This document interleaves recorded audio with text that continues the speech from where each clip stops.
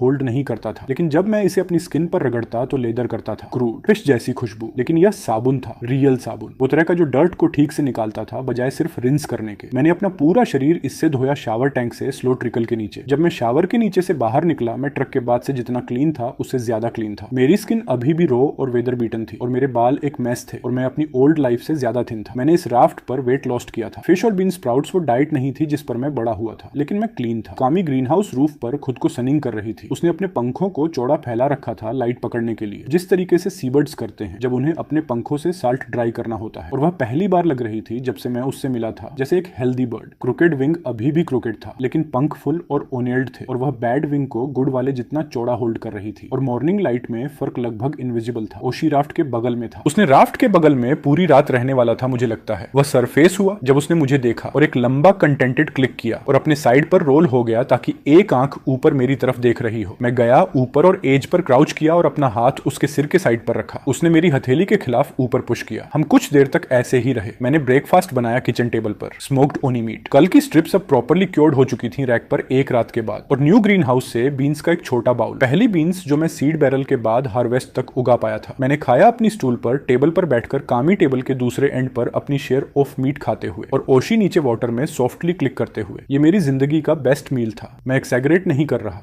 मेरी जिंदगी में कभी कोई मील नहीं था जिसमें योकोहामा में मेरी माँ और पिता के साथ ओल्ड लाइफ में खाए। किसी भी मील को शामिल करके, या शिंजुकू में वर्क के बाद फ्रेंड्स के साथ किसी भी डिनर को, या किसी भी रेयर टाइम्स को जब मैं रियल रेस्टोरेंट गया था कुछ स्पेशल के लिए कि मेरे राफ्ट के डेक पर उस सिंपल ब्रेकफास्ट के करीब आ सके, डीप के डेमन को मारने के अगली सुबह।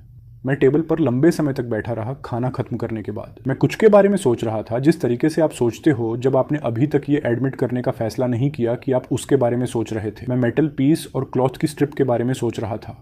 मैंने दोनों को किचन टेबल पर अपने खाने के बगल में लेआउट किया था। 2 मेटल टोकन्स ओशी वाला जो मुझे लाया था और ओनी के स्टमक वाला साइड बाय साइड बैठे थे। वूवन क्लॉथ की स्ट्रिप अपनी रेड और डार्क ब्लू स्ट्राइप्स के साथ उनके नेक्स्ट फोल्डेड थी। मैं सोच रहा था कि दिन यहाँ से कैसा दिखता है। मेरे पास एक फोर्ट्रेस थी। मेरे पास महीनों तक चलने वाला फूड था। मेरे पास 3 वर्किंग डेसैलिनेटर्स थे जो मुझे जरूरत से ज्यादा वाटर बना रहे थे। मेरे पास एक बर्ड थी जो उड़ सकती थी और एक डॉल्फिन जो स्विम कर सकती थी, और दोनों के साथ एक रिलेशनशिप जो अब कॉम्बैट और हेल्थ से टेस्ट हो चुकी थी। मेरे पास एक छोटा नया गार्डन था जो एक्चुअल फूड प्रोड्यूस कर रहा था। मेरे पास साबुन था। मेरे पास एक लैंप था जो पूरी रात जल सकता था। मेरे पास 2 हार्पून्स और एक हैमर और एक नाइफ और 43 दांत थे इन वाटर्स के सबसे बड़े प्रीडेटर के पॉइंट्स और टूल्स में बदलने के लिए तैयार। मैं यहाँ रह सकता था। मैं इस राफ्ट पर लंबे समय तक रह सकता था, शायद फॉरएवर। मॉर्निंग में फिश, आफ्टरनून में गार्डन लैंप को लो जलाते हुए सोना। ओशी छोटे शार्क्स को दूर रखेगा। कामी डेब्रीज के लिए स्काउट करेगी। डेसैलिनेटर्स सूरज उगता रहने तक वाटर बनाते रहेंगे। मैंने एक लाइफ बनाई थी जो सस्टेनेबल थी, जिस तरीके से मेरी ओल्ड सैलरीमैन लाइफ कभी सस्टेनेबल नहीं थी। मैंने कुछ बनाया था जो काम करता था। मैं रह सकता था, लेकिन मुझे पता था कि मैं रहने वाला नहीं था। मुझे पता था कि मैं रहने वाला नहीं था उस पल से जब मैंने कल रात ओनी के स्टमक से मेटल टोकन पिकअप किया था। शायद ओशी के पहले वाला मुझे लाने के पल से भी। फैसला कई दिन पहले हो चुका था मेरे अंदर किसी शांत हिस्से में जिससे मैंने अभी तक बात नहीं की थी। दुनिया में लोग थे, चीजें बनाने वाले लोग, पैटर्न्स में क्लॉथ बुनने वाले लोग, ऐसी लिखित भाषा वाले लोग जो मैंने कभी नहीं देखी। और मैं एक आदमी था। एक आदमी, सर्वाइवर नहीं, सिर्फ एक बॉडी नहीं जो जीवित रहने का तरीका निकाल चुकी हो, और एक आदमी सिविलाइजेशन के प्रूफ के बगल में रहकर और कभी जाकर उसे देखे बिना नहीं रह सका। मैंने क्लॉथ की स्ट्रिप पिकअप की और मॉर्निंग लाइट में ऊपर होल्ड की। रेड और ब्लू स्ट्राइप्स एक पैटर्न में अल्टरनेट कर रहे थे जो मेरे लिए पूरी तरह अनफेमिलियर था। जापानी नहीं, चाइनीज नहीं, कुछ भी नहीं, लेकिन उसकी केयर। किसी ने उन कलर्स को चुना था, किसी ने लूम सेटअप किया था और उन बैंड्स को डेलिबरेटली बुना था क्योंकि उन्हें लगा कि स्ट्राइप्स प्लेन व्यू से बेहतर थे। वो केयर इस दुनिया में सबसे ज्यादा ह्यूमन चीज थी जो मैंने छुई थी। डेसैलिनेटर वाटर की रिफ्लेक्शन में अपने चेहरे से ज्यादा ह्यूमन। मुझे उन्हें ढूंढने जाना था, भले वे डेंजरस हो, भले वे ऐसी भाषा बोलते हो जो मैं सीख नहीं सकता, भले वे मुझसे कुछ भी जैसे ना हो। मुझे जाना था और देखना था। मैं टेबल से खड़ा हो गया। कामी मुझे देख रही थी। मुझे लगता है उसे पता था। जानवर चीजें जानते हैं जिस तरीके से भाषा से कोई लेना देना नहीं। उसने अपना सिर मेरी तरफ टिल्ट किया और एक छोटी इंक्वायरिंग रेस की। हम जा रहे हैं, मैंने उससे कहा। मैं तुरंत काम पर लग गया। मैंने मॉर्निंग के ज्यादातर समय उन चीजों को फिनिश करने में बिताया जो राफ्ट मूव करने से पहले फिनिश होने वाली थी। मैंने ओनी के फ्लैंक से स्किन की स्ट्रिप को क्योर्ड किया जो मैंने कल लेआउट की थी। अब यह लगभग ड्राई थी, कैनवास से ज्यादा टफ। एक साइड पर सैंडी और रिज्ड और दूसरे पर स्मूदर, और मैंने इसे रियल सेल के शेप में काटा। मैंने इसे मस्त पर रिग किया। मस्त वही ब्रोकन स्टब था जिसके आसपास मैं पहले दिन से काम कर रहा था, लेकिन मैंने एक लंबा पोल लश करके एक्सटेंशन के रूप में जोड़ा, उसकी हाइट दोगुनी कर दी। नया सेल हवा पकड़ते ही जब मैंने इसे अनफर्ल किया और राफ्ट आधा मीटर आगे झटका खाकर रुक गया, इससे पहले कि मैंने रस्सी पकड़ ली और होल्ड की। ओनी की स्किन का रीइंफोर्स्ड सेल पहले बनाए कैनवास सेल से 3 गुना मजबूत था। यह रियल हवा को होल्ड करने वाला था। मैंने राफ्ट के बैक पर रियल रडर बनाया। अब तक मैं पैडल से स्टीयरिंग कर रहा था जो शॉर्ट ट्रिप्स के लिए काम करता था, लेकिन लॉन्ग वॉयज पर बेकार होता। रडर एक फ्लैट प्लैंक था जो वर्टिकल पोल से लेश था, रियर एज पर वुडन ब्रैकेट में सेट, ताकि मैं मस्त के पास की पोजीशन से इसे टर्न कर सकूं। क्रूड, लेकिन ये मुझे कोर्स होल्ड करने देगा। मैंने सब पैक किया जो पैक होने वाला था। स्मोक्ड मीट 2 बैरल्स में सील्ड लिड्स के साथ चला गया। ड्राइड बीन्स क्लॉथ पाउच में चले गए। वाटर सबसे बड़े सील्ड कंटेनर्स में चला गया जो मेरे पास थे, 3। उनमें लगभग फुल 10 दिन के लिए काफी, भले ही डेसैलिनेटर्स पूरी तरह फेल हो जाएं। मेटल पीसेज और क्लॉथ की स्ट्रिप मेरी वेस्ट बैंड के पाउच में चले गए, फ्लिंट और स्टील के बगल में। हार्पून मस्त के पास रहा। नाइफ मेरी बेल्ट पर, हैमर वेस्ट बैंड में, लैंप और उसके लिए ओनेल किचन में। मैंने कुछ चीजें पीछे छोड़ दी। मैंने स्मोकिंग रैक छोड़ दिया, मैं दूसरा बनाऊंगा। मैंने 2 डेसैलिनेटर्स में बड़ा वाला छोड़ दिया जो डेक से सॉलिडली लश था और अगर इसे अलग करते समय ब्रेक होता तो रिबिल्ड करना मुश्किल होता। मैंने कुछ सबसे हैवी बिल्डिंग मटेरियल छोड़ दिया जो मैंने होर्ड किया था, आयरन रिंग्स और बड़े मेटल पीसेस, क्योंकि मुझे राफ्ट को ट्रैवल के लिए लाइटर बनाना था। चीजें पीछे छोड़ना अजीब था। हर एक ने मुझे हफ्तों का काम दिया था, लेकिन राफ्ट घर था, उसमें की चीजें नहीं, और राफ्ट मेरे साथ आ रहा था। मिड मॉर्निंग तक सब रेडी था। फिर मैं कामे का इंतजार किया। मैंने उसे ऊपर भेजा। ये कॉम्प्लिकेटेड चीज नहीं थी। मैं बस किचन प्लेटफॉर्म पर खड़ा हुआ और उसे देखा और आकाश की तरफ पॉइंट किया और छोटा जेस्चर किया जो पिछले हफ्ते से कर रहा था जब मैं चाहता था कि वह स्काउट करे। उसने मुझसे एक बार रैस्प की, मैं थकी हूं और अब भी जागी हूं वाली रैस्प, और फिर उसने अपने पंखों का हाथ डबल फ्लैप करके खुद को एयर में लॉन्च किया और चढ़ गई। वह उससे ज्यादा ऊंचाई पर चढ़ी जितना मैंने कभी उसे चढ़ते देखा था। मुझे लगता है उसने इंपॉर्टेंस समझ ली थी। मुझे लगता है वह मुझे पैक करते देख रही थी और उसे पता था कि यह मॉर्निंग दूसरी मॉर्निंग से अलग थी। वह ऊपर और ऊपर गई जब तक वह पेल ब्लू के खिलाफ छोटा डार्क मार्क नहीं बन गई और फिर लेवल आउट हुई और राफ्ट के चारों ओर वाइड स्लो सर्कल में उड़ना शुरू कर दिया। उसके यूजुअल स्काउटिंग सर्कल से बड़ा, बहुत बड़ा। वह दूर देख रही थी। वह लगभग 1 घंटे तक सर्कल करती रही। मैं किचन प्लेटफॉर्म पर बैठ गया, अपनी आंखों को हाथों से शेड करते हुए, और उसे देखता रहा और ओशी भी उसे देखता रहा। वह राफ्ट के बगल में अपने साइड पर फ्लोटिंग था, एक आंख वाटर से बाहर, आकाश के खिलाफ उसे ट्रैक करते हुए। हम में से कोई ज्यादा नहीं हिला। हम दोनों उसका इंतजार कर रहे थे। वह आखिरकार नॉर्थ वेस्ट से लॉन्ग स्लो डिसेंडिंग आर्क में वापस आई। वह किचन प्लेटफॉर्म पर छोटी थंप के साथ लैंड हुई और अपने पंख फोल्ड किए और मुझे देखा और लंबी कॉम्प्लिकेटेड सीरीज ऑफ रैस्प्स की जिन्हें मैं स्पेसिफिक कुछ में पार्स नहीं कर पाया, लेकिन उसके बीक में कुछ था। उसने उसे मेरे सामने टेबल पर ड्रॉप किया। एक पत्ता, एक फ्रेश ग्रीन पत्ता, ओवल सिरेटेड एजेस वाला, और स्टेम अभी भी अटैच्ड, एक साइड पर ग्लॉसी और दूसरे पर मैट। ये सीवीड नहीं था। ये समुद्र में रहने वाली कोई चीज नहीं थी। ये रियल ट्री का पत्ता था। वो तरह का ट्री जो मिट्टी में उगता है, जड़ों और ट्रंक और ब्रांचेस के साथ। वो तरह का ट्री जो लैंड पर एग्जिस्ट करता है। ये ब्राइट ग्रीन था। ये फ्रेश था। ये शायद 1 घंटा पहले ट्री पर जिंदा था। मैंने इसे अपनी उंगलियों से पिकअप किया। पत्ता कामे के बीक में रहने से वार्म था। स्टेम के पास अंडरसाइड पर मॉइस्चर की एक सिंगल ड्रॉप चिपकी हुई थी। मैंने उस ड्रॉप को अपनी उंगली के टिप से टच किया और अपनी उंगली जीभ पर ले गया। Fresh water, plant water. वहां बाहर लैंड था। वहां बाहर लैंड था और कामे ने 1 घंटे के अंदर वहां उड़कर वापस आ गई थी, जिसका मतलब था कि यह 15 किलोमीटर से ज्यादा दूर नहीं हो सकता, शायद 20। मेरे जैसे राफ्ट के लिए